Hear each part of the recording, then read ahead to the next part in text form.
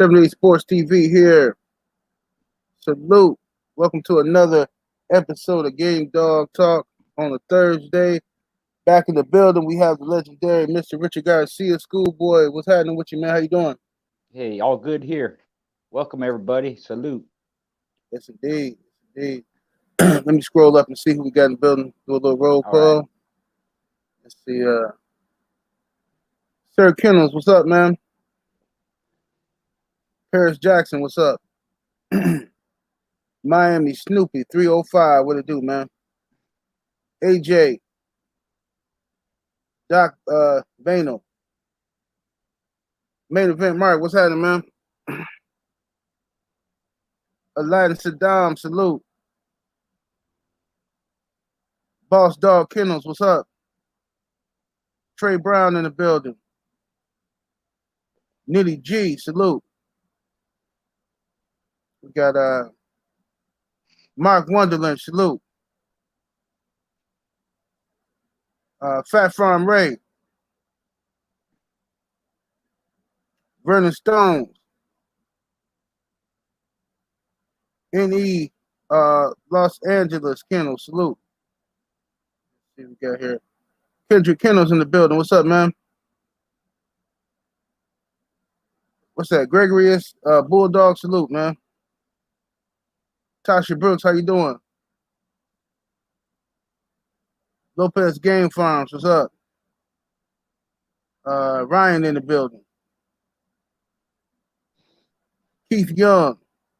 SB Kennel, salute. Skipped on me real good there. Skipped on me. Let's see, here we got Antonio Warren. Guillory Kennels. Bert, what's happening, man? Mike Lee. HC Boxing, salute. Hey, I got your email, HC Boxing. I'm gonna get with you, man, this weekend. Let's see here. Said Bert. Chris Dodges. Hardy Boy, Pennsylvania. King Strick. Kyle Bogert. Bank Statement Bullies. What's happening, man? D-Lo 87. Dan G. Jamie. Abby Tony. Right. CD Sean, what's up, man? All right. I'm gonna go ahead and start cooking. Salute to everybody that's in the building, man. Much love, much appreciation. Thank y'all for joining us. Make sure you share the video, all that good stuff on all your social media, anywhere your dog man can be found. Make sure you go ahead and share the video. Got a few topics tonight we're gonna cook on. All right, let's get to the topics here. How you been though, Schoolboy? Good, good. Getting ready to do a little bit of traveling and just been writing my books and stuff. Staying busy, but everything Right. good. Family. Okay, that's what's up. Well, you writing a book about your time with the dogs?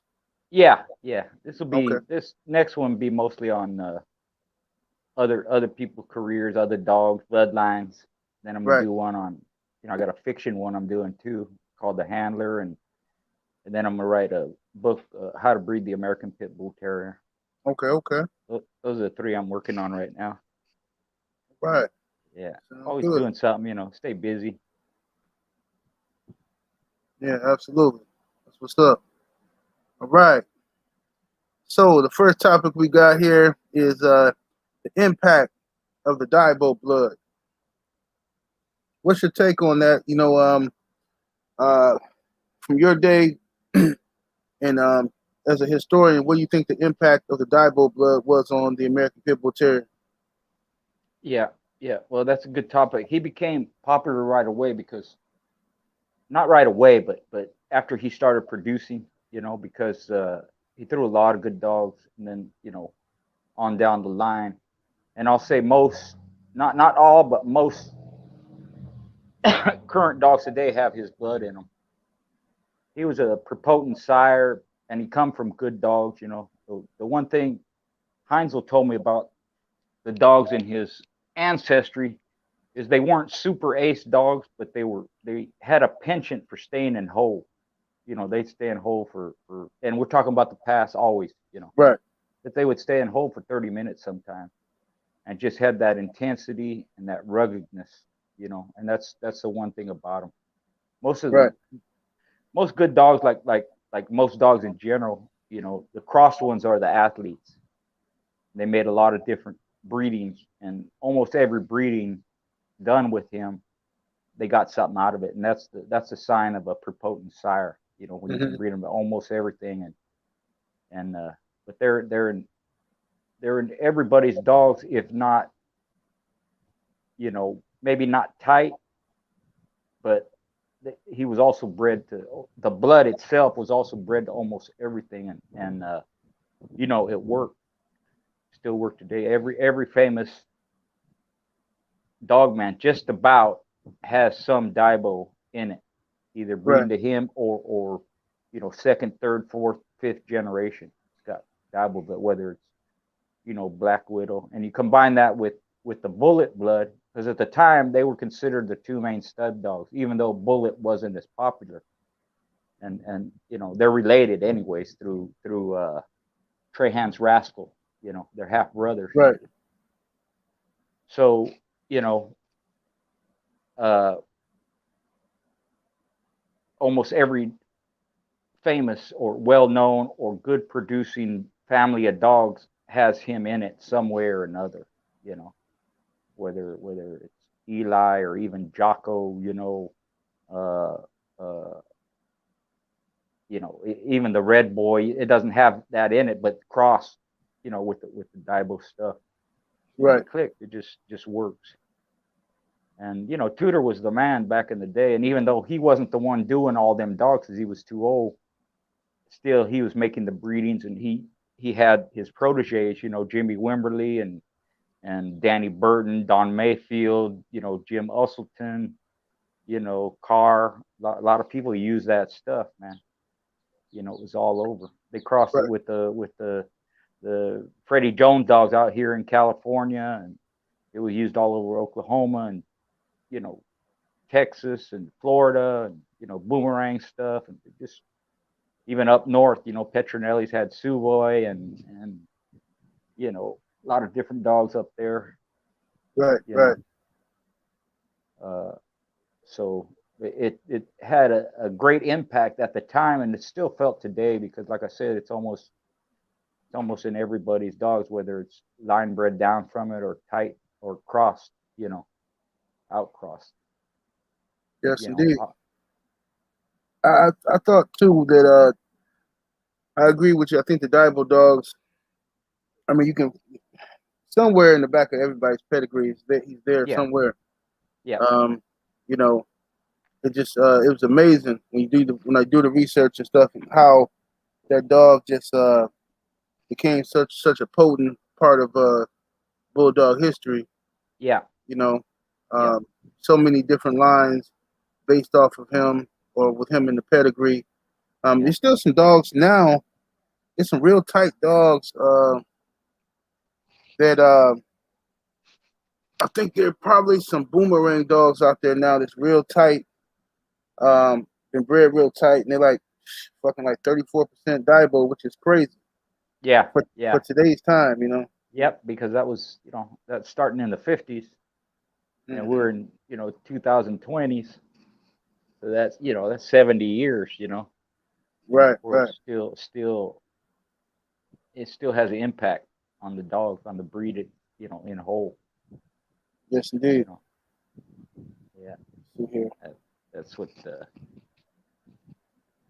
that's what do what you think? Oh, go ahead. no, I was just say that's what people look for. They look for that back in their pedigrees. How much of it can they get? Right, right, Even if they not realizing it's Daibo, if you're looking for Boomerang or Bolio or like I said, the Jocko stuff or Eli, you know, they like to see Daibo back there. right. And when do you feel like this is always a good topic here about Kobe dogs? Whenever somebody comes into these dogs and they read a few books or something, they start studying the history. They learn about Kobe dogs. They learn about Old Family Red Nose dogs, all those old dogs, old breeds, old lines and stuff. So, but when did Kobe dogs fall out of favor with dog men? What happened? If you remember that time, what happened, and when did they just become basically show dogs? I mean, I'm not saying that there's not still a few people with good Kobe dogs. I'm just, Right, just working. right, but they're not as prevalent as they once were. When Hmm. when something gets popular like that, back in the day, I'm talking, from the 30s forward, you Right, know, everybody wanted them, and everybody had them. Even Carver was quoted as saying, all good dogs, they got to have some Kobe in them, and even right, him, he started out with Kobe Lightner dogs, you know. But what happens is you have the old guys dying off. The Kobe family's still breeding it, but they inbred it so tight. My buddy back in, I don't know, it's probably been 20 years ago. He bought a Kobe dog right from Kobe, and Kobe told him, these dogs haven't been outcrossed in 60 years, you know. wow, So in one respect, you lose a lot when you inbreed that much.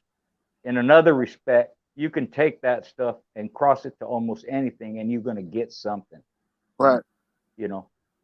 But some of it has to do with the show dog people, and because they're not going to do nothing with them, but they want to keep the blood going, right, and they're going to try and keep it as pure as they can.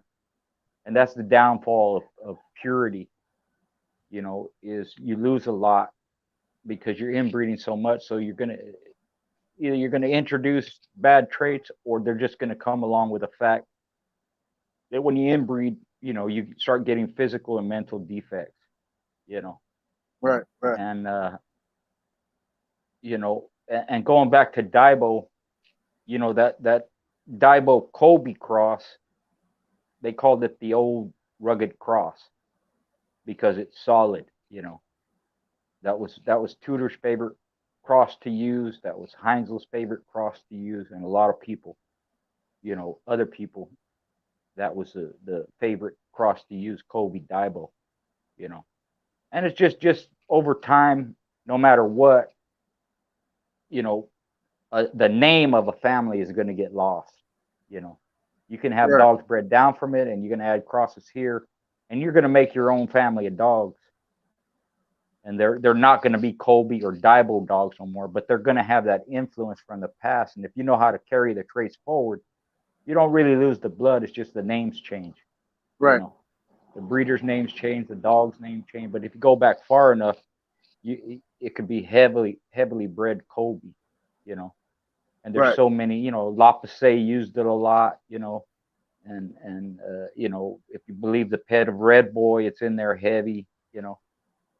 So it's never really lost, even though if you know how to breed, even though the name itself is not in the forefront. You got to right, go back, and that's the thing with breeding. You can't get stuck on breed names or bloodlines and all that. You got to breed the best that you can, the most consistent, the highest percentages, and you'll keep it going. And that blood is still in there because, like I said, you'll carry the traits forward. You know, and and uh, uh, and those traits will stay even though the names change. You know, right, right, so they have a long history. He was probably the best breeder in the history of the breed, even though Tudor is my favorite dog man from the past. Just going by his record, he did it all. But I would have to say Kobe was probably the best breeder overall. If you have a family of dogs over 100 years, you know what I mean. It's going to be hard to beat. You know. Hey, that's a good topic right there. Let me address this comment first. Hey, for the brother asking about the Cottingham blood, I think that your most easily accessible place to get that right now is probably Tom Garner. Go check his site out. He probably got some, I'm sure. Salute to my brother Ram. What to do, Ram? What's happening? Hey Ram, what's up, brother? Oh man, just got back from this recital. So I gotta be a hands-on dad. Gotta do shit like Nice, that. Absolutely, nice. Yeah. most definitely. Gotta do it, man. Hell yeah, how y'all doing today? How you doing today, Mr. Garcia? I'm doing good, man. Good. Got my health. Yeah, hell yeah. Smoking a cigarette, I got my health. Hell yeah, might as well use it while you got Might as it. well. Yeah, that's right. That's the way I look at Yeah. See. it. But Ram, we started off talking about the importance. Me and you talked about this before, but talking about the importance of the Daibo bloodline or the Daibo dog into the breed. And then we talked Yeah, about, and then we want to talk about the when did the Kobe dogs fall out of favor with the as far as people using these dogs for working purposes. When did they fall out of favor? So why don't you go ahead and tackle them issues for me, Ram? I think they fell out of favor when everybody started buying them and just breeding them and selling them. Like how we see people try to do with the dogs today. Like you'll see somebody try to get a heavy macho buck dog, a mayday dog, and just try to breed them together and sell the dogs. Now you could get the dogs from great dogs, or your dog could be great self, but if everybody is doing that, everybody can't sell the same dope and expect the market to flourish. And that's just like, what happened with the Kobe stuff. I think too many people got their hands on it and it got so popular, everybody just crashed the market on those dogs. But there's some good stuff in those dogs still to this day. You just got to know where to get them at. It's some badass Kobe dogs. I know where some at. Like, man, you'll breed your Red Boy Jocko dog to that shit and get some old school Dime Daibo dogs. You feel me? What was the first topic? About Daibo. Yeah. Okay. What influence Daibo had on the breed? Shit, Daibo, that motherfucker without the Daibo, we wouldn't have none of these dogs we got today. I always say that. We wouldn't have had no alligator dogs, no Jeep dogs, none of that, because everything is a dime Daibo cross. You know? Yep, that's true. Yeah, without the diamond or the Daibo in there, you just got Kobe dogs. Hey, salute to my brother IOG Jones in the Cash App. Much love, much appreciation, man. Salute to Hampton USA Kennels in that super chat showing love. Salute. We said salute, fellas. Salute to you, bro. I'm gonna have to get with you, man, when I get back from out of town. Um, yeah, me and Ram from tear up Vegas real quick and tear it on Oh up. yeah, it's gonna look like the hangover in that bitch. You might see some buildings on fire when we leave in that motherfucker. You feel me? We Yes, finna indeed. go up, man. Yeah. If you ain't no player, don't be trying to play with us, cause we about to do some player shit. You Absolutely. know, my girl ain't gonna get mad, cause she know I'm an old loose dog ass nigga. Off the chain, huh? Yeah, Yup, straight off the chain with the pink thing hanging out, running down the street. you ain't shit, Ram. Hey, I know. yeah, but so another topic we had was let me see here. It was oh yeah, the Stonewall Dogs. I know both of y'all are familiar with Stonewall Dogs. We talked about them before a little bit, but a guy hit me up on Instagram. He just got him a heavy Stonewall dog, and he kind of wanted just us to talk about it and some history of the dogs and stuff like that. And, so let's start with you, Mr. Garcia. What's your experience, or what do you know about Stonewall Dogs? Yeah, well, me and Frank Rocco, we go way back, and we shared a lot of the same standards for dogs and breeding practices and just ideas and all that, And he had a lot of the dogs from the Great Lakes area, Right, Zebo, Cherry Bomb, even Soros, Red Eagle, and a lot of different Komisinski stuff and all that. And when he decided to go with the Stonewall, what he did is he bred Stonewall to a lot of that blood. So he started out with a bunch of crosses, and then he tightened up on the Stonewall dogs. And the good thing about them is they're rugged, thick bone, You know, they got a lot of the honey bunch traits because it's heavy on honey bunch. You know, he kind of went, you know, uh, oldest honey bunch, and you know, little bit of Jeep stuff, I think. And I kind of went more the Jeep, you know, from Honey Bunch, and the Rascal Junior from Honey Bunch. And even back then, man, we were going to make some breeds, but when everything fell out with me, we never got around to it, you know. But they're just tough, solid, rugged dogs. And he was a potent producer, you know. A lot of that stuff was used by Desert Rat out this way, you know. And uh, he still has it, you know, and he's still using it. And you know, for me, if you want it, that'd be the person to go get it from if you can. You know, he still got a Right. lot of Doc Holliday stuff and all that. But it started like most families of dogs do. You start with a bunch of cross dogs, and then you start keying on an individual or a certain bloodline, and that's basically what he did. You know, his it ended up being Stonewall was his foundation, and then from there, you know, he made crosses here and there. He didn't really inbreed. I think he might have a little bit, you know, but you're better off line breeding anything. That's just my opinion. Other people have other opinions, and they can breed however they want. They have success, is great. But the longevity for me comes from line breeding and then throwing a cross in there every once in a while, you know. And I like to think, you know, you should throw a cross before you need it, you know, before you lose something. See something you Right. like, breed to it. Don't wait, you know. But Right. they're just a good, solid foundation. They come from producers. You know, he was a two-time winner, and he tried to go for his third, but the thing fell out. You know, but I'm Right. sure he would have made champion. You know, Right. Right. he had all the tools. You know. Yeah. All right, Ram. What's your take on it, man? I know you're not really a fan of uh the Desert Rat stuff too much, but what do you think of the Stonewall Dogs, though? Uh, the Stonewall stuff that Frank Roca had, like Mr. Garcia was saying, was real close to the Honey Bunch style of dogs. Like along with being real durable and shit, they was nice thick bones, sizey dogs, but not bulky. But they could move real fast, like a small dog, and get out there and get on you and get ahead of you real quick. Like if you look at the champion Lily White, who came straight from Frank Roca, that's a badass jip.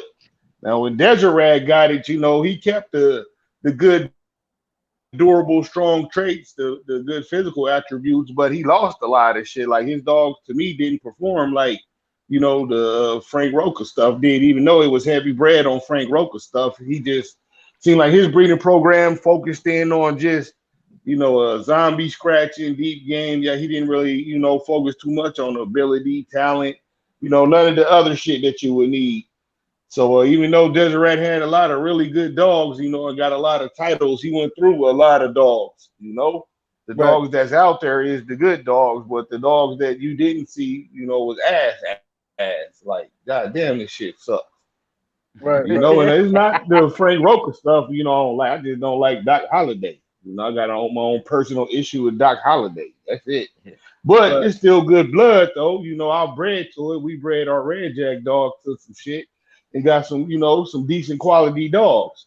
You know, we didn't stick with it because it's not our blood, but we was able to take, some of Frank Roker blood and incorporate it our way and go out and compete with it.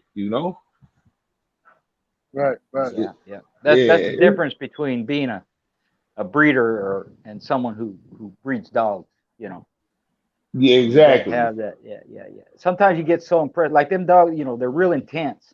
You know, and they're strong Hmm. and fast, like what was mentioned. But you know, if you're not careful, they're the type that'll blow themselves out, and they're the type you're gonna lose them out. You know, Oh and yeah, and off and, top, and you going because yeah, they gonna scream from the time you take them out the truck until the time they done getting washed until the time ex- you let them go.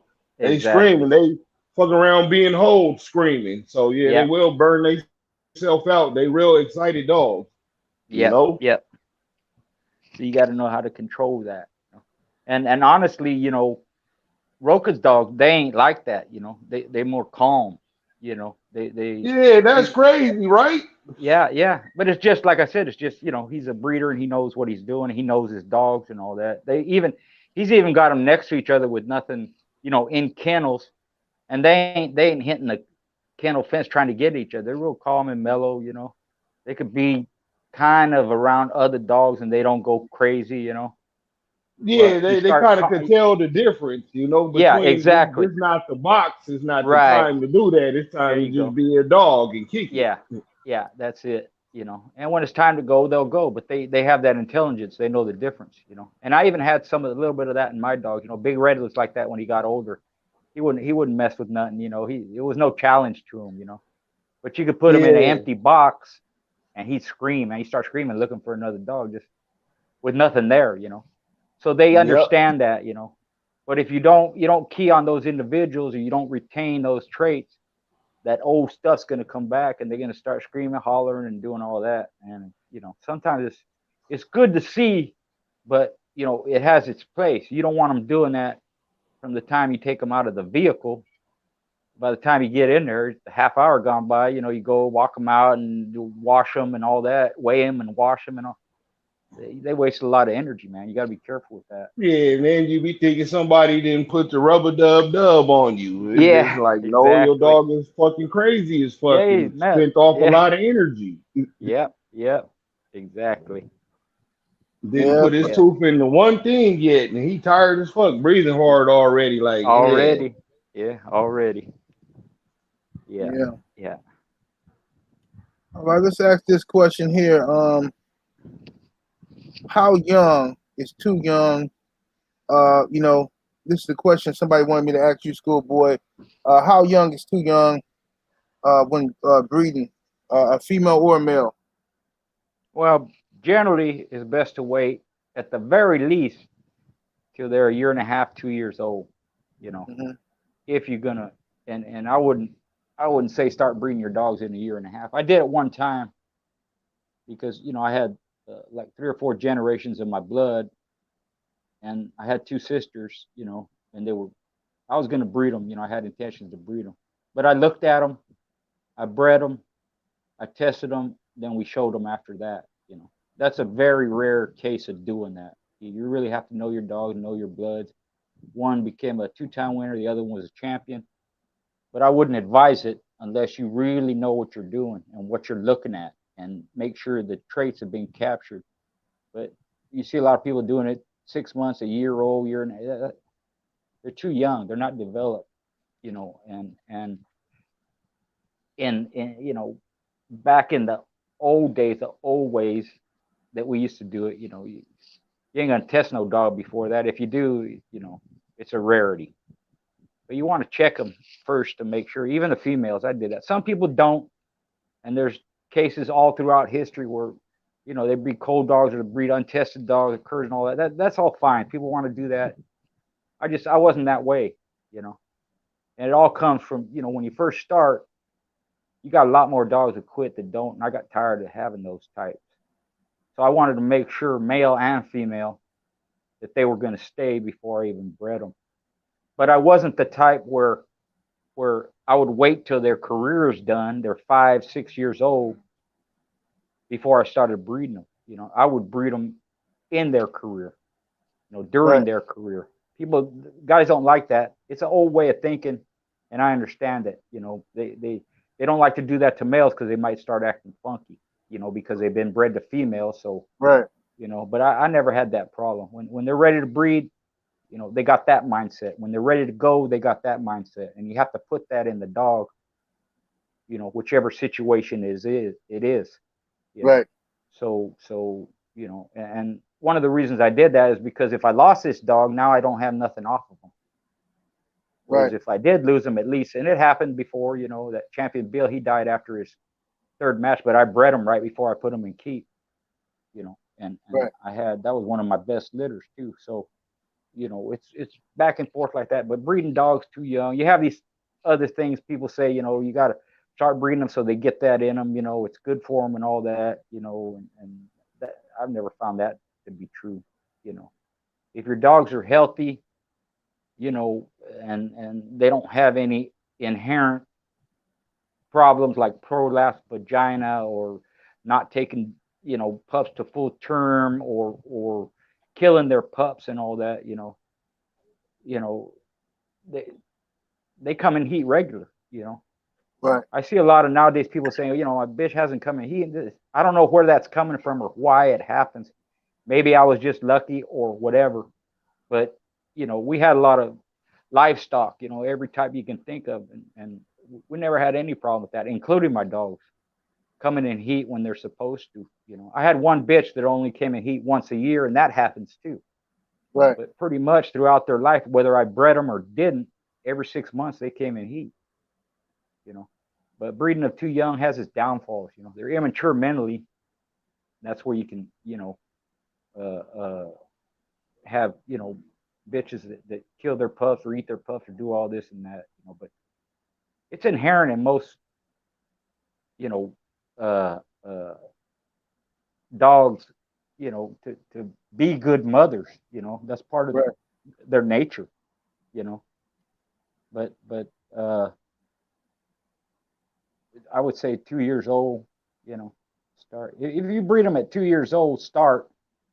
You know, even if you don't breed them every heat, you can get between 5 and 10 litters off of them before they're, you know, by the time they're 5 or 6 years old. You know, Mm-hmm. so and that's plenty. You know, Right. if you're Right. gonna breed them that often. You know. What you say, Ram?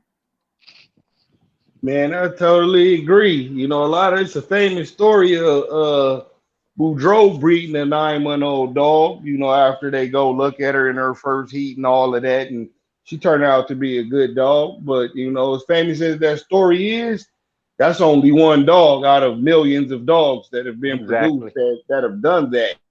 So that's a great story, you know, to read and to, you know, think about and picture as if you were there. But that is not the fucking norm. Uh, I'm the type like I wouldn't breed my dogs before I was done campaigning them, and I ended up missing out on breeding dogs because of that. But I wouldn't breed a young ass dog for the simple fact a lot of the time you get like bitches that's young and you breed them, like Mr. Garcia was saying, they'll kill the pups. They might not be just smart enough to know not to lay on them because it's like if a 12-year-old girl had a baby, yeah, she can have a baby, but she can't take care of it. The baby might not be fully developed yet. You know, it's a lot of risk you run with Yes. breeding young dogs. Plus, I always wanted to check first, especially if I'm breeding my bitch, even though she might not be on the campaign trail. She should be able to fucking whoop everybody on the yard at whatever task I put in front of them. You know, my brood bitches, that's how I look at them because, you know, they carrying the next generation. My male, you know, he could be like me, just sticking his dick in everything. Well, pop out, you know? So I'm real picky on breeding my bitches real young, but I wouldn't even breed a male young. You got to see what they are first, you know? You fuck around, be breeding the cur, and you be pulling up to the show. I be standing out there waiting on you, pointing your cur out, you know. Hmm. Right. So yeah, it's just better just to wait till they grown, you know, see what type of dog they are. Just because you like them as a pup, you might not like them as an adult, and vice versa. The dog might like you as a pup and don't fuck with you when it's grown, you know. You don't want to be breeding them type of dogs, so it's just better to just wait, sit on the dog, properly assess it. Uh, like Mr. Garcia was alluding to, I know some cats who've been breeding 3, 4, 5 generations, and you know they could pull out a young dog. You know, they know the blood is their blood. They know the good and the bad of the blood, so they know what to expect and to look for. But you know, that's 10, 15 years of a program right there. If you're not, you know, 10, 15 years into your breeding, don't try the shit. Don't try it at home. You know, Yeah. Yeah. it's going to end bad for you. You're going to have a bunch of curs out and they're going to be selling for sale. And you're just fucking up the game at that point, you know? Yeah. Yeah. Let me add something to that. Something Ram said was important is about that story. You hear about people doing this or doing that, you know. and they're the exception. Well, people take that and run with it. They'll say, well, Boudreaux did it, or this guy did it, or that. That's not the norm. It don't happen that way. You get lucky once in a while, and that's all it is. And you got to recognize that you did get lucky, but you don't be repeating it over and over. Because if that was the case, then Boudreaux or anybody else, they'd be breeding their dogs at 9 months all the time. Nobody does that. Nobody that's smart, anyways. There's people that do it, I'm sure, but you can't listen to these stories or read these stories or have someone tell you something and then take it to heart and do it repeatedly over and over again. You in for a world of trouble, because you're going to end up with a bunch of junk. You take, like I said, I did it one time. I took a chance because it was, a few generations, like he said, 10 years into my breeding program. And I knew the blood, I knew the dogs, I bred them, I bred their parents, grandparents, great grandparents, all my stuff. So I knew the traits, and I knew I was taking a chance. But I had at least looked at them, and I seen what I liked. I figured they'd finish out, and they did. But I didn't do that all the time. And like I said, I only did it once. So people, my advice is don't take what these people tell you and then go and do it unless you really know what you're doing. And most people don't, because it takes years of breeding your own family of dogs, knowing the traits, to be able to even try it one time. And a lot of that stuff, half that shit they tell you is lie anyways. Right. Yeah, they I just was gonna say that. I was they just gonna just say telling that. you stuff. They want to see if you're going to do it. They want to, if you're their competition, especially, they're going to give you that bad advice, hoping you'll do it, because then you fuck up and they'll beat you later on. Right. Send you down the wrong path and shit. Yeah, a lot of it is just, they just playing games with you, man. They just seeing if you'll go out and do it, and you got to understand, a lot of these old heads, they have their own agenda. They have their reason for doing it. A lot of them are solid. They're good people. They'll give you good advice, but some of them ain't. So you gotta take everything that's said with a grain of salt. When somebody gives you advice, don't just take it and do it. You got to test it. And I tell people the same thing with me. Don't just take what I tell you for as fact and go do it and say, well, Schoolboy said, this will work, so I'm gonna do it. Don't do that. Check it first.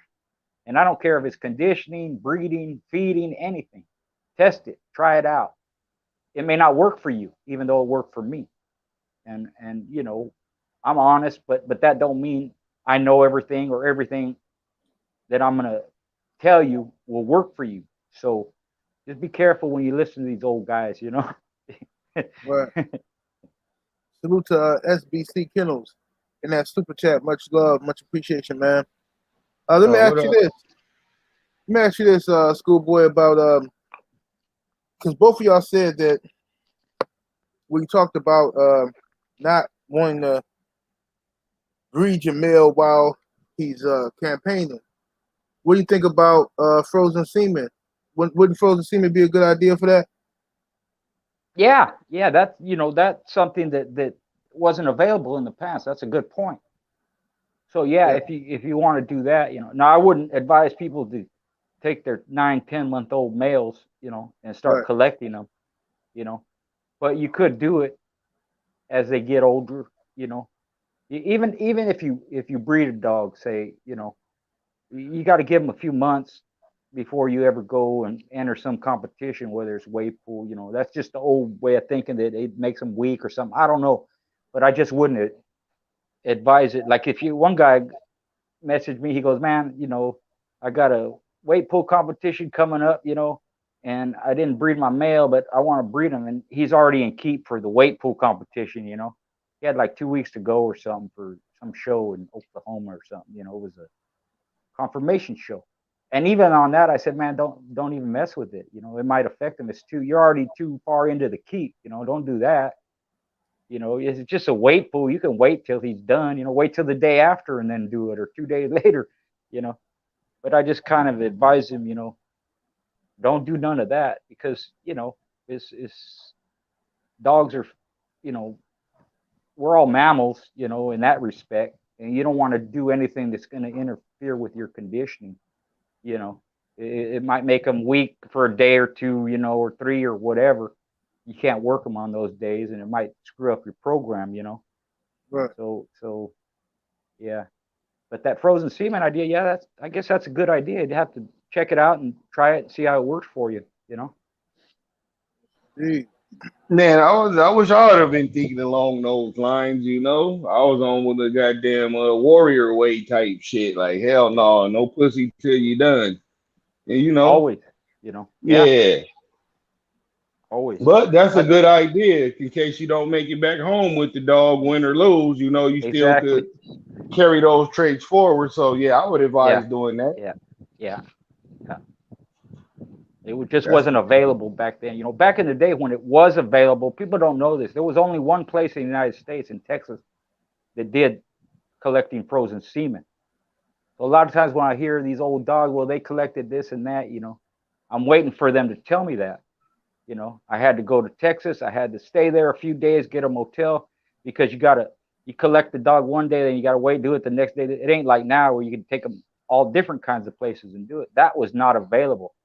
So I question some of these old dogs that they say they collected semen unless they use that process, Right. you know. And that was not just for pit bulls, that was every dog. They were the first ones to do it. I forget what business it was or where in Texas, but I know it was in Texas because Yeah, it's Bobby down Smith there did. in Houston. Yeah, it's down in Okay, Houston. yeah, Yep, that's why Bobby they Smith. still Yeah, go Bobby ahead. Smith did that with Billy and Grand Champion Badger. You know, that was the only place to do it. So I know those dogs were collected there. But anybody else that says they collected back then, you know, during the '80s or whatever it was, they would have had to go there. You know, And that shit was expensive back then. So there you go. everybody That's wasn't the other doing point. Yeah, it it. was expensive. It Yeah. was It was like I like don't know. five It was thousand like dollars or something yeah, for the yeah, first pull. Yeah. yeah, yeah, 3 to 5 grand. And like I said, you had to stay there a week almost, you know, to get it done. And so there's that Yeah, so extra that's like expense of $7,000. travel. Yeah, Yeah, yeah, travel, room and board, room and and board, then and you know, to take care of the procedure, you'd be out like $7,500. yeah, And yeah. motherfuckers don't got So 7,500 right now to spend on some no, hell bullshit. no, no, no, no. So yeah, Most dog back people then, poor. yeah, Got a lot of money. Got a lot of money. yep. I mean, it's cheaper, Yeah, more affordable now because you know I got a couple good dogs on ice, but it's so cheap now, like anyone could do it. But yeah. back then, fuck no, hell no, Mm-mm. you had to travel and pay that high price. Nope, Yep. I ain't believing that shit. Yeah. Yeah. That's this. Yeah, Yeah. we all know some of the dogs they talking about. And there's just no way, man. There's no way they did it. Even if they Yeah, had money, even if they had money, they didn't have the idea to do it. It wasn't a popular idea. It didn't come from dog people to go collect sperm. That come from e- other breeds, you know. And then they heard exactly. about it. They heard about it, you know, and it was mostly show dog, high dollar people that wear the suits when they show their dogs and judges and all that shit that was doing it, not regular old bulldog people that work for a living, you know, in a way. Right. Exactly. Dan G asks a question. He says, "Would you breed a bitch that throws fire, like she's producing good dogs, but she's a terrible mother? Would you continue to breed to her?" Me? Yeah, yeah. You start with No, you, schoolboy. no, no way. That's part of my standard. If they ain't good mothers, I don't want them. I don't care how they're bred. I don't care how good they are. I don't care if it's the best bitch I ever had. Because in my mind, if I can make one like her, that's a good athlete, well bred, all that, I can make more. So why do I want that negative trait? And again, this is just me. It's my opinion and the way I did things. Other people have other opinions, and they some keep bitches that are like that, and they hand raise them from when they're born. You know, they take them away, or Yeah, they'll take them and tie the bitch down and feed them every 2 hours on the bitch. You know, but for me, that's just one standard that I have. I wouldn't do it if they ain't a good mother. I don't want them. You know, and not only that, they had to be good with my kids. And when they're whelping, when they're starting to uh, come to the point where they're gonna, you know, have the pups. My whole family was involved. So some bitches ain't like that. They don't like you around. They protective. I don't want those kind of bitches either, because they might need help. And if my wife can't get in there and help her, or my kids can't be around them, to learn, the facts of life or whatever you want to call it, just anything that's involved with it. I don't want females like that. And that just, that's why people say I'm hard sometimes. And, some of the shit I have don't make sense. But to me, it's a detriment. What kind of Right. a mammal is not a good mother? And if you get those kinds, don't keep them, because they're going to throw that too.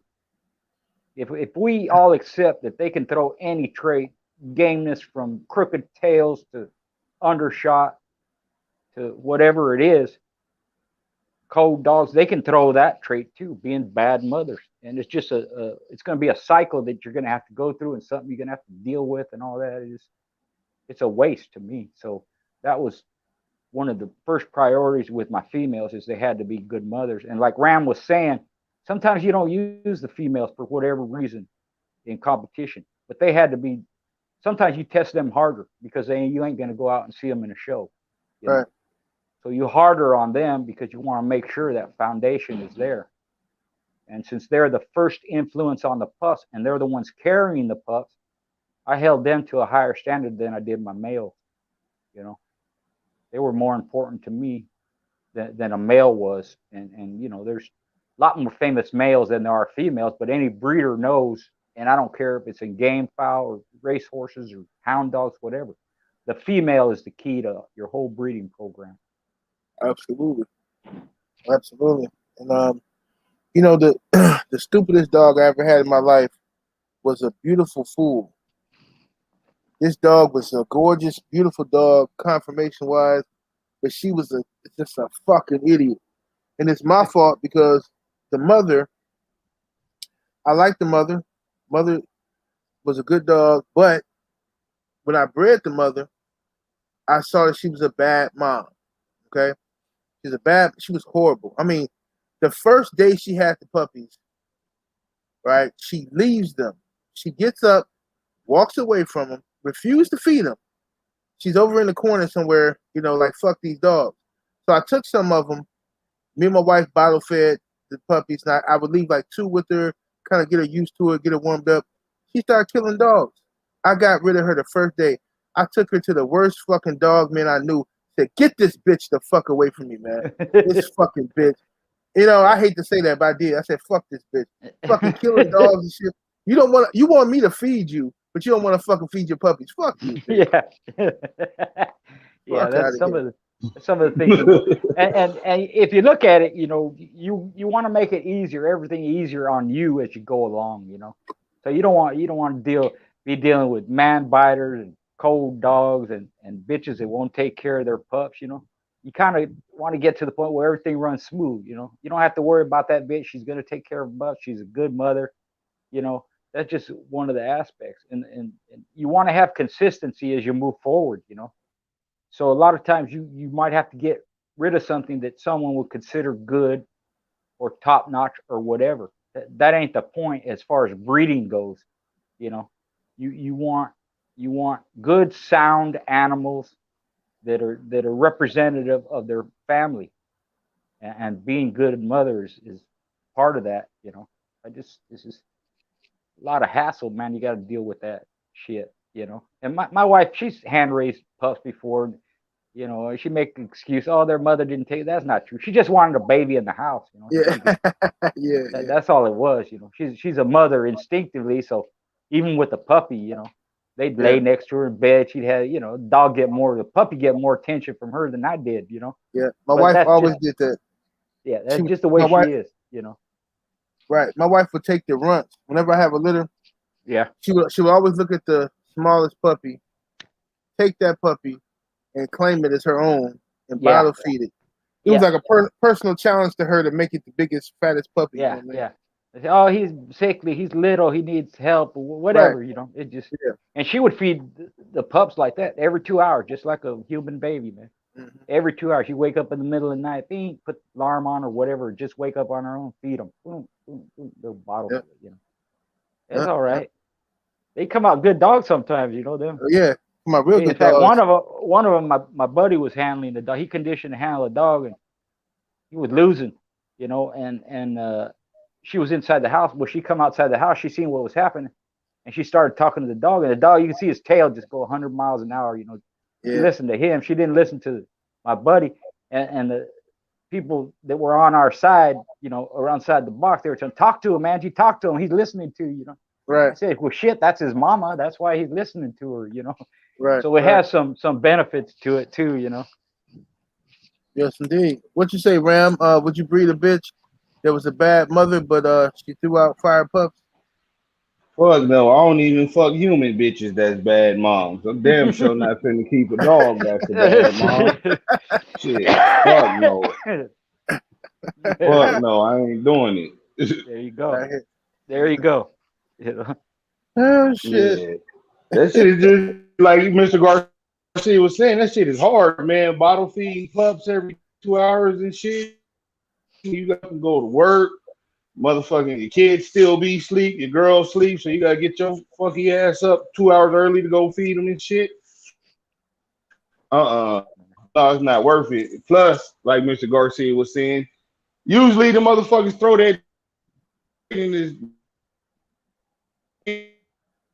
you keep You broke up a little gonna bit, be Ram. like that, and she gonna be your best dog. Hey, Ram, you breaking up a little bit, bro. Hey, Ram might have went through a tunnel or something. Ram, you got that bulldog maul going on, Ram. You should jump, come out and come back in, Ram. Yeah. The thing about that too is, you know, 78. You'll hear this too. You know, somebody get rid of a dog or they don't like it. You know, they'll say, "Man, you might have got rid of the best dog you ever had." Well, Right. shit. You know, the pup that died might have been the best dog you ever had. A The pup fact. that had an accident and broke his leg or he's crippled or whatever might have been the best dog you had. Everyone might be the best. You can't think that way. You don't, you know, that's not the right way to think, because if that's the best dog you ever had, then you don't know how to breed, because you should always be making good dogs, Right. you know. And the best, you know, and I know we're going to cover that in a little bit. The best to you ain't the best to somebody else, and the best you have now don't mean that you're not going to have better later on. So that Right. kind of thinking always bothered me. You know, well, shit, what if you get a kennel accident and you lost the best dog you ever had? Well, shit, make more. Right. You Right. know, that's kind of a Gotta stupid be way. gotta be able to reproduce it. You know what I'm saying? Like, Yeah, yeah, otherwise, it was just an accident. You didn't deserve it. exactly, exactly. That's another way of looking at it. So there's Yeah. always things that happen with these dogs where you lose them, accident, on purpose, ignorance, you know, mishap, whatever it is. But you can't look at it that way. You know, it'll fuck you up. It'll mess with your head. You know, so you just go with what you got and appreciate what you have and make it the best you can. What's up, lovely Tay Tay Brown, Sugar Tay Tay Brown in here. Oak Park Boxing. What's up? Snacks B, Game Boy, Trust Nothing Kindle. Salute everybody in the building. Ram, you broke up. You want to finish what you were saying, bro? What part did I leave off on? You was talking about how you wouldn't fuck with the human bitches, and after that, you started Yeah, breaking up. Oh, yeah, yeah. I'm saying it's a hassle, you know, fucking hand treating a whole bunch of dogs when you got other shit to do. You got other grown man shit to do, like get your ass up and go to work. It sucks fucking waking up 2 hours early just to feed some dogs just because a bitch you got in the backyard don't want to feed them. Man, fuck that. Right, but she want to eat though. She wants you to feed her. Fuck that. Yeah, Ain't no goddamn way. Nope. Can't do it. She gonna throw that yeah, shit into her pups. You know, the males you don't yeah, care about, but the bitches you get off of a bitch like that, you gonna always be like, God damn, man. yeah, You know, that's a whole extra job just feeding the dogs. You don't want to just keep breeding bad traits forward. I don't give a fuck how yeah, good the dog is, how much you love them, none of that. Don't do it. Yeah, yeah, You're not I exactly. gonna be agree. happy. You want to be happy with these dogs. These dogs want to make you happy, so you want the easiest possible. You Yeah, know, yeah, yeah, if you could avoid the bullshit, avoid it. yeah, Yeah, I had to get I didn't know nothing about bottle feeding dogs, none of that shit, bro. Uh, I'm not a breeder. I had a few litters before, but that was, I always had a situation where the mother took care of the pups. It was not a problem, or I always made some type of pup deal where somebody else I would stub my boy out and get some pups. I never had to really raise no pups like that. And when that bitch wouldn't feed them dogs, man, I was so pissed off, man. I panicked. I had to call Thompson Kennels. I called Thompson in the middle of the night. I don't even know if you remember that. I called him and I was like, man, what the fuck? She won't feed him. And he was like, this is what you do. He gave me a list of shit to go. I went and bought all that shit, came home with my wife, fucking bottle fed the motherfuckers. They turned out to be some good fat dogs too, except for the one.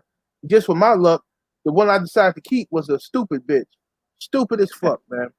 But everybody else was happy with their dogs. Oh, man, it's a good dog. It's a good dog. The one I decided, I kept the little prettiest little bitch in the litter, and she turned out to be a fucking whack job, like her mama. You, Hey, They will. what's going They on, will Blitz? throw it. man, I had to get my damn life together. My bad. My Hey, bad, y'all. happy birthday, brother. Hey, I appreciate Happy y'all. yeah, birthday. it's Blizz's I birthday appreciate today. y'all. Yeah. I was talking to Ram. I don't remember what the fuck happened last night. Shit was too heavy. Oh I shit, was you was talking talking to to Ram. that Like, bitch from South America, and I was like, man, let me get out the way. She even yeah, sounded she fine than a motherfucker. I couldn't Yeah, remember. I woke up in front of my house with my damn shirt off. yeah, man. It's Uh, just, I think it's impossible to have bad pussy in South America. I think it's Oh impossible. damn. I mean, these just facts, man. I never met a girl with bad pussy from South America. Well, I'm just talking shit. I only been with 3 of them. I'm just talking shit. Okay. Play. hey, you batting 1,000. You 3 for 3. Shit. You know Yeah, what yeah. I'm saying? I'm just That shooting what some y'all shit. OGs? What I missed? What we talking about? What's the Oh, topic? we just shooting this shit, man. Shooting, just talking some bulldog stuff. We finna get to this Wow. next topic though. Okay. Let me see here. This one here is. Um, let me start with Schoolboy on this. The best dog you've ever seen yourself, and the best dog you've ever heard about. Yeah, that's always a hard one with me because to put one dog in that category, I've seen so many over the years, and I'm talking tons of them, And there's a few that stand out, but to put it on one, that's always, Huh? I'm even that way with What? boxing. I have my favorite No. fighters, It's that in what you said? boxing, No, but you can't smell it. but to I say don't remember he's the shit. I swear to greatest God, or it's this something. is the great, that's hard for me. But some of them, that stood out was champion Bad Billy, Smith and Walter, grand champion Badger, you know, champion Chamuco from Mexico, straight killers, but with heart too. That's always number one with me. Tito's champion Ninja, Brat's champion Ninja, grand champion Jinx. There's several, but I'm like anybody else. I like a bad, tough motherfucker that can get it done, but I also like to see if they have heart. And with those that I mentioned, at some point I saw that in them. But I'll say this: the best female I saw would be OTK's Daisy. She was a 2-time winner, got best in show. Her first one, she was an ace killer, man. She'd fight foul, get into the bitch's back end, just a straight up smart, knew what to do, beat good competition. Her second one, in the first one she broke some teeth, so she didn't have the same tools. But the second one, she showed a lot of heart, man. And these are big shows, big conventions, and she got best in show. Champion Blondie was another good bitch.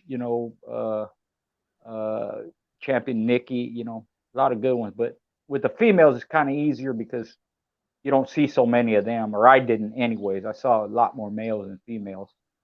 But Right. but that Daisy, champion Khaleesi was another one. OTK's champion Khaleesi, just a game bitch, man. And she had 2 quick wins, and then her third one, again, she didn't have no teeth. I went to OTK's house before the show, and he knows me. He knows I check all the dogs. When he came home, I walked her out for him during the day, took care of her. When he came home, I said, "Man, she ain't got no teeth." He goes, "I knew you'd look." So yeah, she broke all her teeth on chain link fence, and but she won her third match in 2:17. Just a game bitch, fast, smart. You know, I'll say this too: the That's a good hardest bitch. biting dog I ever saw was a Ronnie Hyde sent it was a Satch Bloody Sunday, real tight bred dog out here named Mr. Black. He sent him some kid novice. He didn't know what he was doing, but I only seen him roll. But he was a straight killer. He was the kind of dog where you you you base all hard biting dogs on that type of dog. He did it with ease. He could finish you. I saw him go 8 minutes and 10 minutes, crush a dog's skull. You know, again, this is way in the past. You know, take legs out, one hole to the brisket, 10 minutes, they're done. And that's kind of what I base later on, you know, or even looking back in the past, what I consider hard biting dogs. And Bad Billy was a hard biting dog, Badger, Chamuco, all of them I named, Daisy, but they didn't bite like Mr. Black, man. And you know, Right.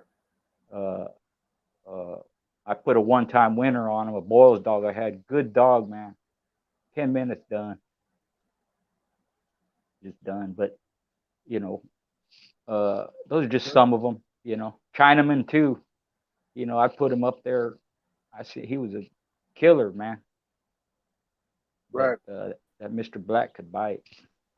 Hey, real quick, sidebar. Is Brooks Ninja off of Jeep or off of Chinaman? This is always a debate. I talked to Mr. Brooks Yeah, before, back in the yeah, day, and he yeah, told me it was Jeep blood all day. yeah. That's what he told me. And you know, we were he won with him in 30 minutes back, you know, down in the south. Then he sent him out here to Vince, and he won his next two out here, one in Oregon, one in California. And I saw his third, and he had never been bred. And Brat told me, you know, I can't get him bred, Richard. You know, he fights the bitches, you know.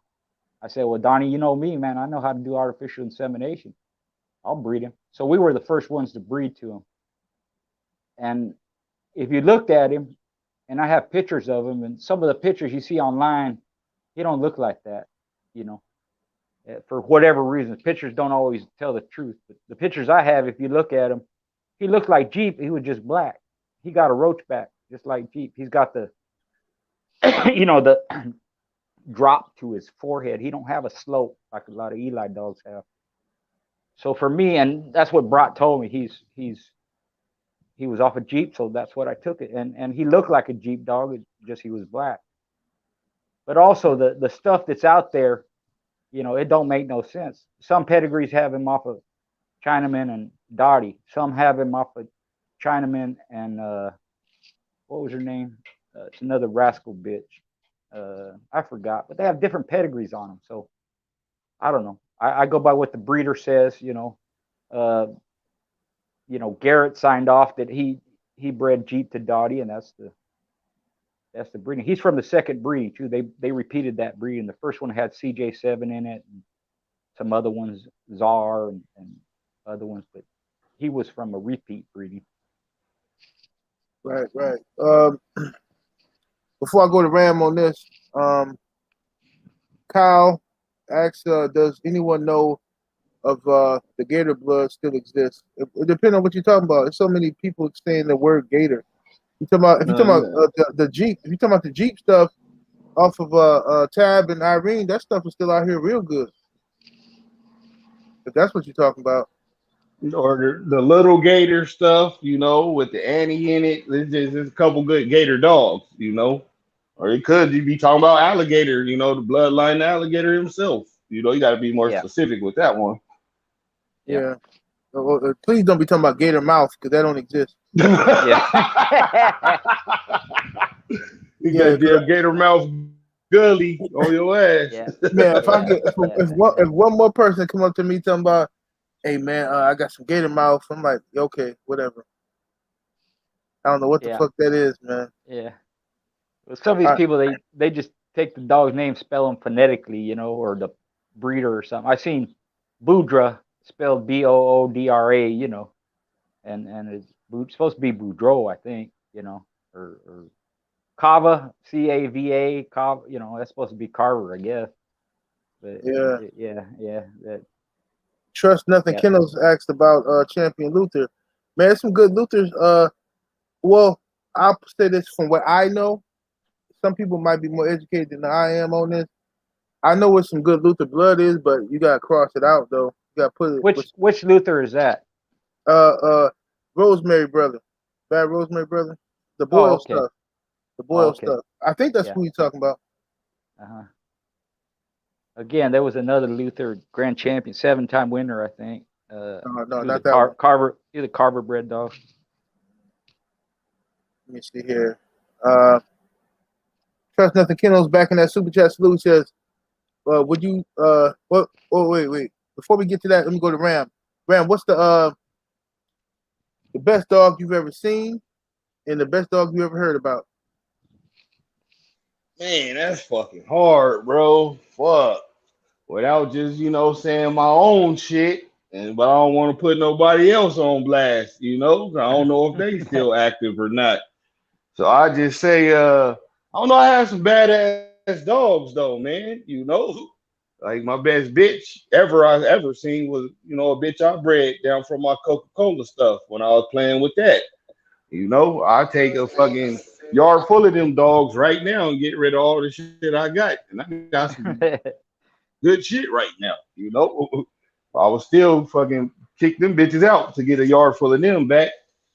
Right. I don't know, man. It's kind of hard after you see so many and so many do great shit, with the attributes they got. Like you might could have a fucking 10 mouth, but I got a 10 ability and a 10 wrestling. So, I could out wrestle and out ability your fucking mouth. I could out slick you, all that good old shit. It's hard to call just one dog, man. I've seen a lot of great dogs, bro. Like real high quality, great dogs, man. You know, shit, one of the best I've seen in my little homeboy dog, Django. That motherfucker is a goddamn, you know.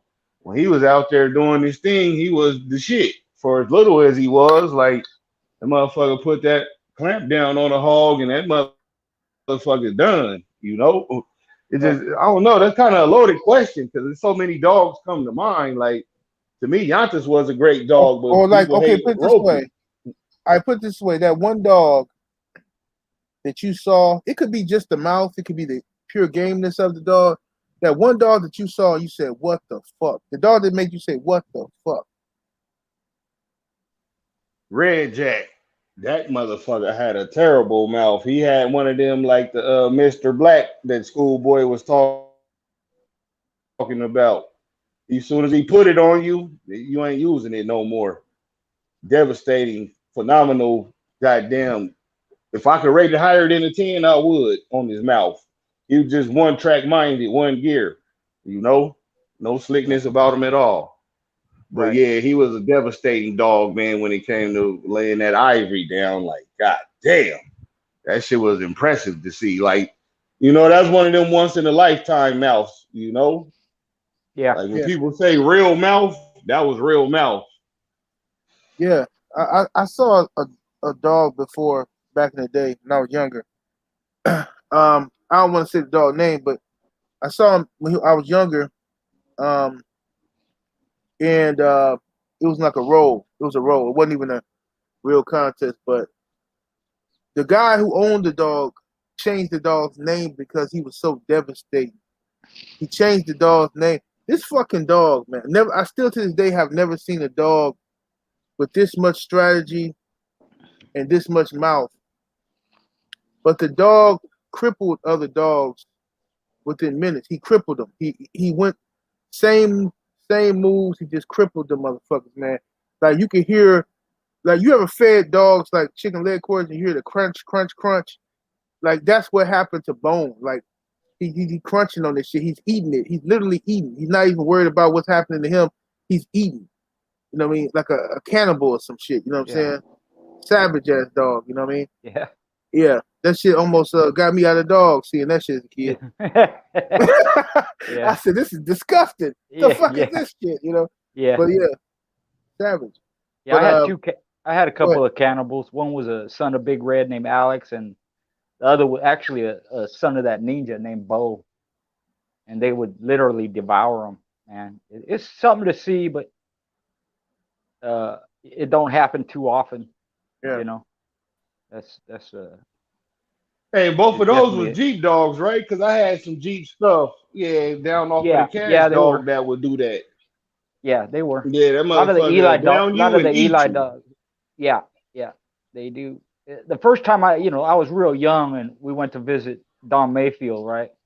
And maybe I told this story, but he was talking about Pit General and Bart, Freddie Jones Bart, and he said General ran out, got hit Bart in the shoulder, took a plug of meat off and swallowed it, you know. And Yep. and I said, Don, what do you mean? How do you know he swallowed it? And I said, he put his hands up. He go, well, we didn't find it nowhere. And that was the first inclination I got that these dogs, some of them are cannibalistic. And then when I seen it in a couple of my own and other ones, a lot of Eli dogs, not a lot, but Eli dogs have a penchant for doing that. Then you really understand. And it's basically, they're doing their thing. Well, the flesh comes off. They ain't going to stop and spit it out. They just going to swallow it and keep doing what they're doing, Yeah. And it's just a finishing instinct, is a killer instinct. It definitely don't mean the dogs are game, but it's something that you appreciate and maybe you even like to see it in your dog. Nothing wrong with it. Yeah. My buddy had a Presa Canary like that. It was a fucking cannibal. The fucking dog. It ended up but it was my boy's fault though. He probably listening right now. Shout out to my boy, but he had a crazy ass Presa boy, this nutty dog, craziest dog I ever seen. And, that dog is too big to be crazy, a Presa. So like it was a crazy ass dog, and then he had it with a female American Bulldog. He goes down there to feed him one day.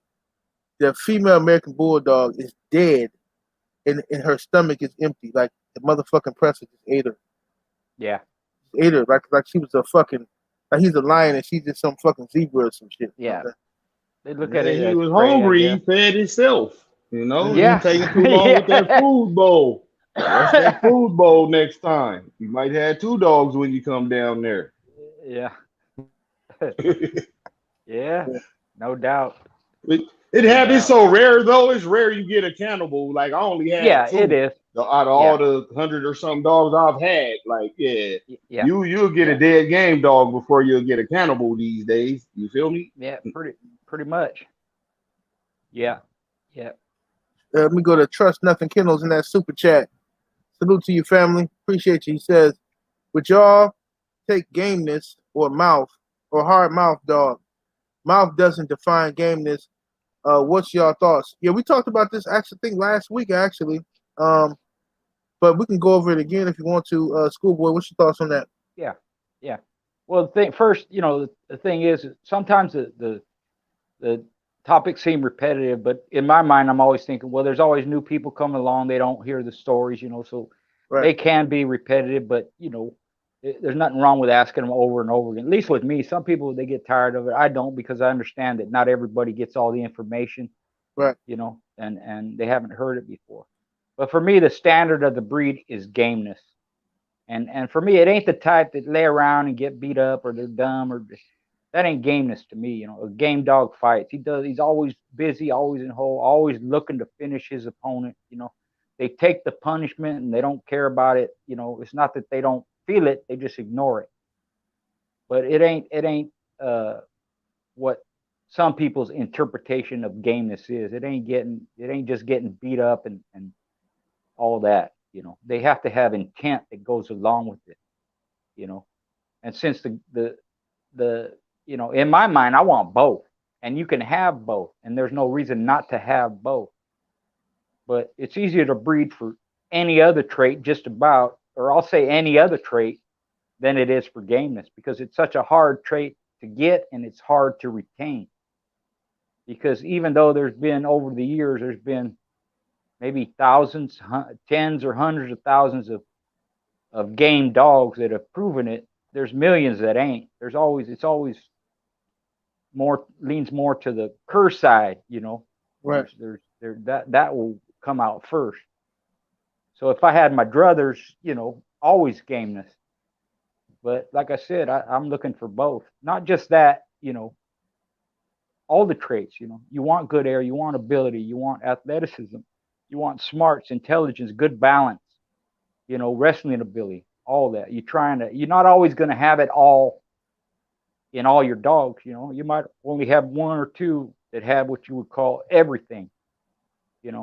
But when it comes down, pick and choose. If you ask me, put me up against the wall, I'm gonna say gameness first, always.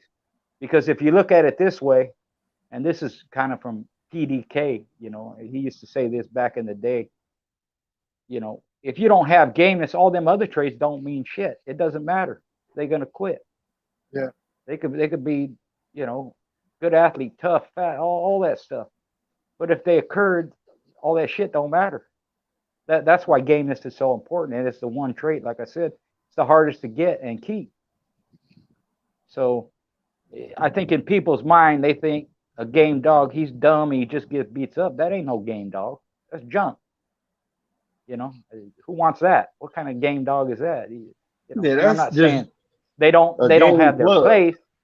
Yeah, they don't have they have their place maybe, and maybe they'll produce for you, but along with that gameness, now you're gonna have all these negatives that go along with it. He can't bite, he can't hurt, he's dumb, he's slow. Yeah, it's just stupid shit. It's like a bitch who get beat up by a boyfriend for 5 years, but she won't stab him. She get her ass whooped for 5 years. That's not gameness to me. Stab that motherfucker. Yeah, exactly. Get some tools to where you come out on top. That's one way of putting it. But you get what I mean. All those other attributes don't mean shit if you don't have gameness. But even if you're a game dog, if you have nothing else, well, that ain't too much to speak of either. Right.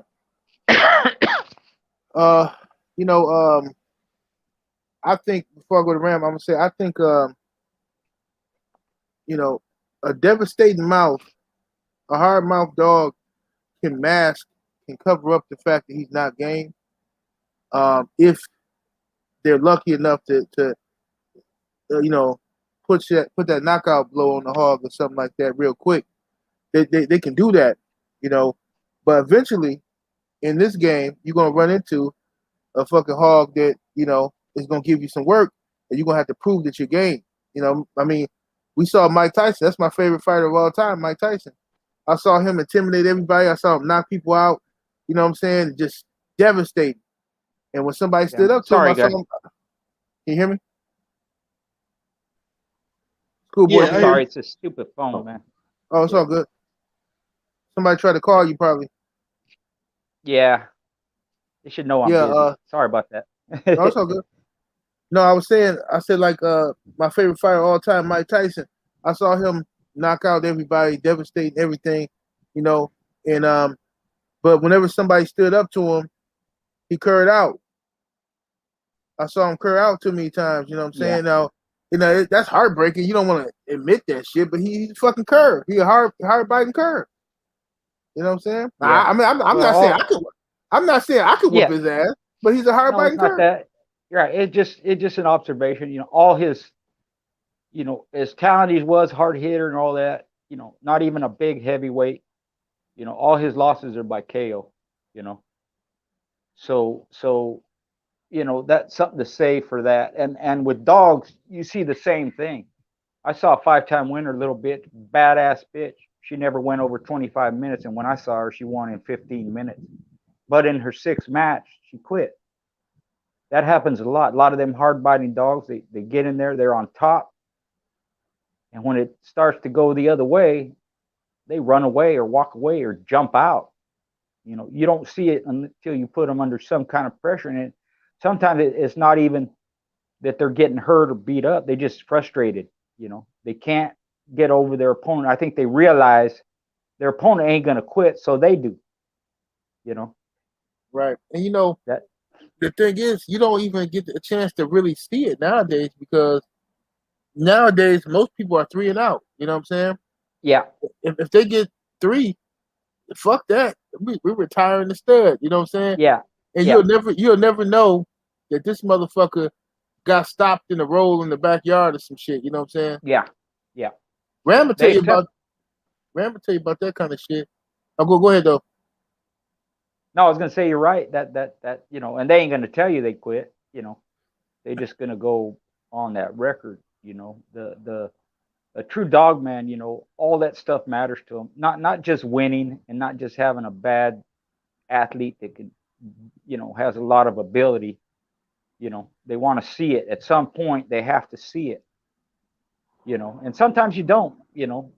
But even the most famous dogs, if you want to talk about Zebo or Art, they had to show heart. They showed it in at least one of their matches each. You know, and uh, even Midnight Cowboy, he went 2 hours. So there's some form of gameness there, I Right. would guess, going that long. Even though he had his win, he had one win in like 8 minutes or something. Right. But at some point, you have to see it, whether it's in the show or whether it's on your yard or whatever. I just couldn't. I couldn't.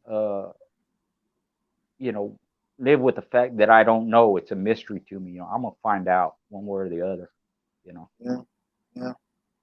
Some people they push them dogs, man, and they want to find out. I've seen that work in reverse though. I've seen some people ruin their dogs like that though. Yeah, you gotta be careful with that. They always say, and I don't particularly believe it. That any dog will stop.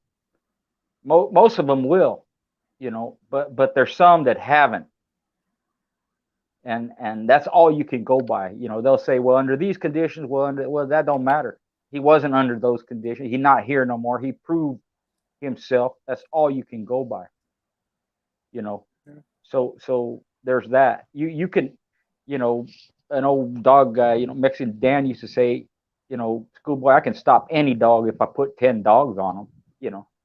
And that's kind of the way you got Right. to look at it. You can ruin them, but that Yeah. proves no point other than what you were right. That's just stupid. Yeah. I seen the To do dude that. drunk. I seen the dude drunk one night in the backyard talking shit, barbecuing, start talking shit about dogs, and I seen this fucking idiot. Uh, he had a dog that was stopping everything in 20 minutes or less, and beautiful dog too, black dog, uh, heavy grand champion Karate blood, and he took the dog and he just started doing stupid shit with the dog and one dog after the other. Next thing you know, his fucking beautiful dog, that's a fucking match dog worth a lot of money, he ruined it, and all the canines off the dog is gone. Yeah, because he was drunk. Right, doing stupid Or shit. because sometimes they're put under pressure. It's not people like that ain't helping you. They want to see you ruin a good dog. Yeah. And that don't make no sense. You have to know when enough is enough, and you have to know that you can't keep pushing them. They are not machines, and even a machine, you don't oil it, it's going to burn up. Yeah, they conned him. They conned him Yeah. into ruining his dog, and then they bought it the same night for Yeah. $5,000 from him. Yeah, that happens a lot. And also one other thing, with that attitude of they'll all quit, that allows people to keep curs because they look at them all the same. Well, they'll all quit, so I might as well keep this one because they all the same. They ain't all the same. I've had some dead game dogs, not a lot of them, a few, but there's no question they were game. And I've seen several of them. There's no question. So, Right. Why push them any farther than that? That's why you see all these 6-time winner, 1-time loser, 8-time winner, 1-time loser, 7-time winner, 1-time loser. What is the point? Right. Especially if they're 7, 8, 9 years old. What's That's not a dog man. That's just an idiot. I don't care who they are. I don't care how famous they are. That's a gambler. Yeah, it is. They don't care about no dogs. I had one guy tell me he let his dog, and he was a good dog, and he was on a good dog, a little bit better than him. Finished him an hour 35. He should have picked him up. And my buddy asked him about it after. He said, "It's okay. We got more dogs at home like that." And I told him, not like that. You don't, not game like that. What was the point? You're gonna lose anyways. Why lose your dog too? You might have been able to take him home and throw some good dogs for you. They ain't on an assembly line where you just, I got one after the other. But they were young and dumb, fell up to the pressure of their other companions there. Leave them there, leave them there, leave them there. Nope, left them there too long. Now you lost your money, which you were going to lose anyways. If you don't realize at some point whether you're going to win or lose, you need more experience. But you lose your money, you lose your dog. Well, that don't make no sense to me. Yeah, There's that's a dumb level as hell. you got to care about the dogs too. They're not just objects. Yeah. Yeah, they not just livestock like that. Exactly. Yeah, these ain't motherfucking chickens where you get a quick turnaround like we were talking about last week. True. Yeah. Go Plus, ahead, with the Ram. chickens, you bring like 5 or 6 chickens. You only bringing one dog. You Exactly. can't fucking do it like that. But gameness, and I give you an in-depth look at gameness. I think a lot of people miss, especially a lot of the young guys when we talk about gameness, because they always think gameness is you just coming back from behind. You did some miraculous shit and you pulled it off. That's deep gameness. Then you got topside gameness, and this is what I pay attention to. If a dog is on your ass, man, and he quick, like he way ahead, that's a rank curve. And nothing is worse than a rank curve, man. Like I'm fucking so far ahead of you and just quick. Fuck that. That's a rank curve. He's not hurt. He's not tired. Nothing. He just fucking quit because he was done. Like, Right. fuck no. You're like, yeah, I already whooped his You ass. gotta I'm have the good. top side gameness. Yeah, and then you gotta have that deep gameness that we all associate gameness with. But yeah, gameness for me, man, that's a hard ass trait. But what's even harder is getting that real mouth we was just talking about. And I brought this up before. At every convention, it's a best in show, but it's never in the history of fucking dogs been the hardest biting in show. Yeah. Because it's more game dogs than it is hard biting dogs, and game dogs don't come around that often. So just keep that in perspective. Yeah. Yeah. Oh yeah, That's a game different is level. first, man. Game is gonna keep you in the game. They're called game dogs for a reason. They ain't called black mouth curs, hard biting dogs, head right, none of that. They call game dogs for that reason of we asking them to go against the first law of nature, which is self-preservation. Facts. Fuck if you dying, whatever. You get your ass out there and do it. That's how I live my life, Give a fuck if I'm sick. I'm still taking my ass to work. My fucking kids gotta eat. I expect the same out my goddamn dogs, Absolutely. That's what I saw from my father. That's where I learned it from. I saw my father sick. I mean, throwing up. And he was in the military. He had to go to work.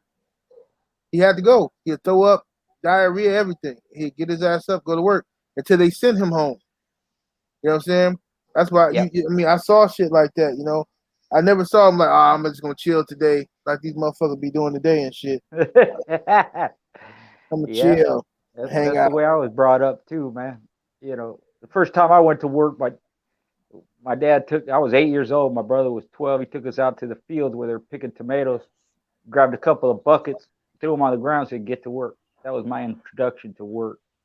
And he was the example, he worked 14, 16 hours a day, never took a day off, sick, whatever.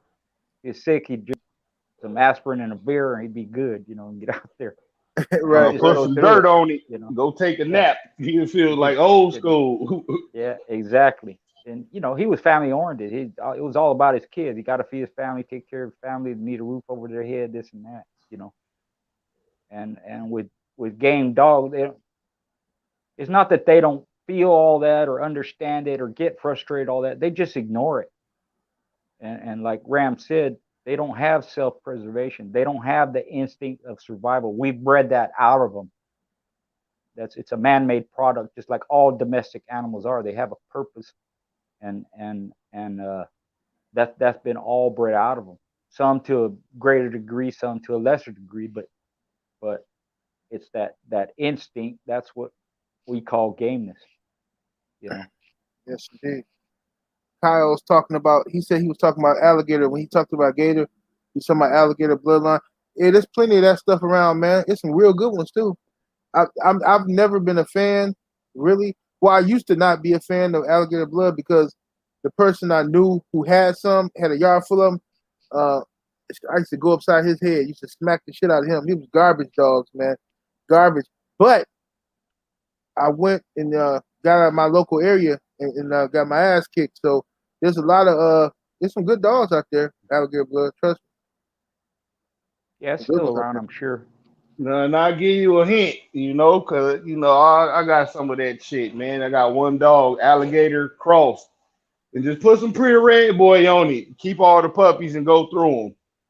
You'll get a better chance of getting good dogs out of that cross. Trust me. Let me ask y'all something. Why is Red Boy cross? Why does he cross good with every fucking thing? Why? Well, red boy is like the catalyst for gameness. Not all red boy dogs is fucking dead game, deep game, or topside game. But you get a better shot of getting, some gameness out of a red boy dog. Well, I know you used to. I ain't seen, I ain't been in the dogs for a minute like that. But that's just, what I observed. You put the red boy with the Eli because a lot of people complain Eli don't got the bottom end, and you make that cross, and you got Eli dogs that'll go for 2-3 hours. It's just a good catalyst to put in your program. And I got the dog, it was a gift. I wouldn't have made the breeding, but the motherfucker, pure fucking boomer to pure alligator and great fucking dogs. Big as fuck, That's Yeah, yeah, yeah, but they great dogs. yeah, yeah. With in, the in, red boy, like Ram was saying, they're known for their gameness and being inbred so much. Back then at the time, they were inbred on gameness. So when you take those and cross them, that trait that's heavy in them is going to come out. And if you're lacking it, you add red boy, you have a good chance of getting it back. You know, it's just because that trait is so concentrated. That's why it's so prepotent. You know. Mhm. Right. And Ram, if it has anybody, I'm sure it's been done. I just can't think of none on top of my head. Anybody ever crossed any Mayday stuff to alligator stuff? Oh yeah, it's a Red Boy Jocko kind of made a cross with some alligator shit right now on the campaign trail that's doing pretty good. I was hearing about. So yeah, it's a lot of stuff out there, man. That's crossed up and shit I wouldn't have bred. Like I always say, how T trade is bred. I don't like how it looked on paper. I would have never made that breeding. But thankfully, I'm not the breeder of T trade because we wouldn't have had a great dog in the game. You feel me? Right, right.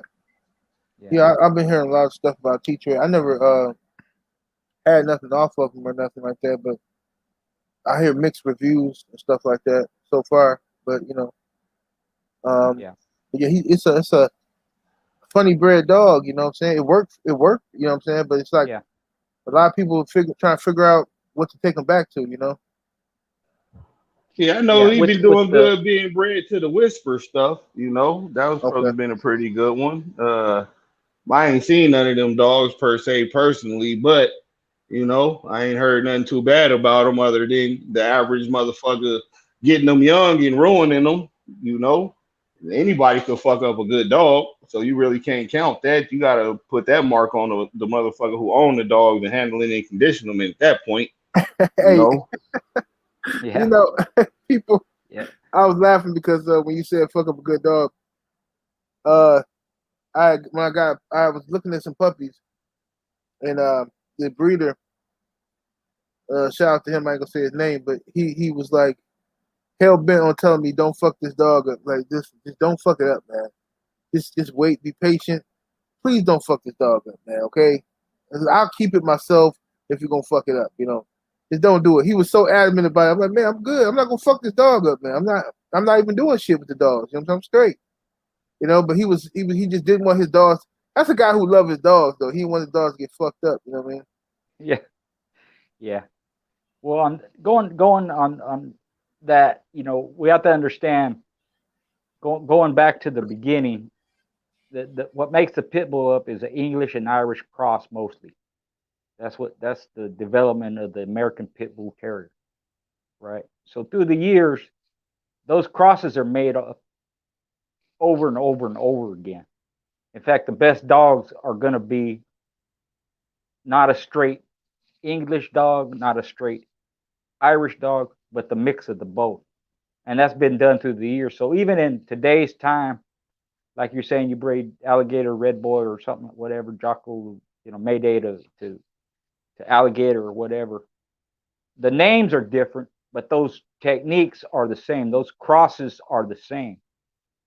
It's either, 50-50 or heavier on the English, heavier on the Irish, or whatever, 75-20, whatever it is. But those are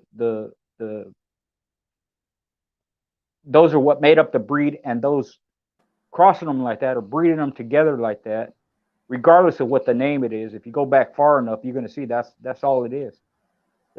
Even in, you go back Tudor Colby, like we were talking about earlier, it's English and Irish dogs mixed together. Right. Whether it's Colby Lightner or Tudor Lightner or Corcoran or Old Family Red Nose Hemphill or whatever, it's in there with the English dogs, the Daibo and the Henry dogs or whatever.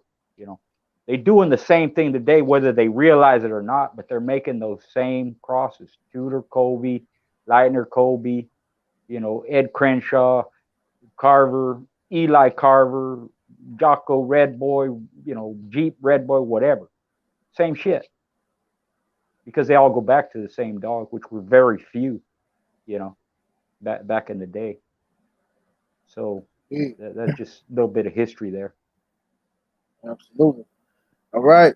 It's a good show.